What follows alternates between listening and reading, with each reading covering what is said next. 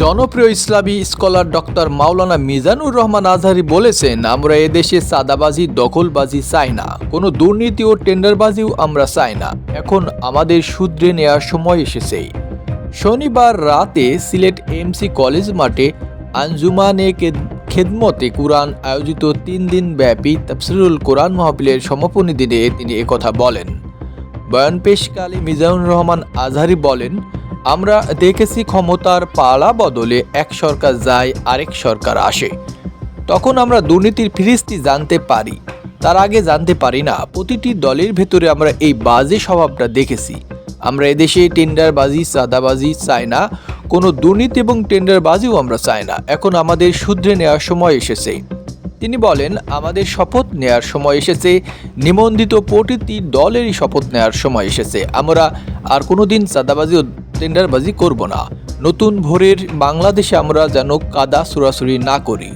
রাজনৈতিক দলগুলোকে উদ্দেশ্য করে মিজানুর রহমান আজহারী বলেন, সম্প্রতি যশোরে একটি মাহফিলের আলোচনার আমি বলেছিলাম, এক দল খেয়ে গেছে আর এক দল খাওয়ার জন্য রেডি হয়ে আছে।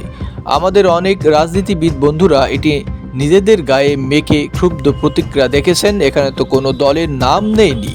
আমি সাধারণভাবে বলেছি, দায়ীদের বৈশিষ্ট্য এটা, যার যে মেসেজ নেওয়া এখান থেকে নিয়ে নেই। কোনো দল এটা নিয়ে কথা বলল না, কিন্তু আপনারা যেটা নিজেদের গায়ে মাখালেন এটা ঠিক হয়নি। আঞ্জুমানে খেদমতে কোরআন সিলেট অঞ্চলের জন্য একটি নিয়ামত উল্লেখ করে জনপ্রিয় এই স্কলার বলেন, এই সংগঠনের সাথে শহীদ আল্লামা সাঈদীর স্মৃতি জড়িত রয়েছে। সংগঠনটি শুধু দিনের দাওয়াতের কাজ করে না, সামাজিক অঙ্গনে বিশাল ভূমিকা রেখে আসছে। প্রায় 45 মিনিট বক্তৃতাকালে মাঠে উচ্ছৃঙ্খল জনতা হট্টগোল শুরু করে।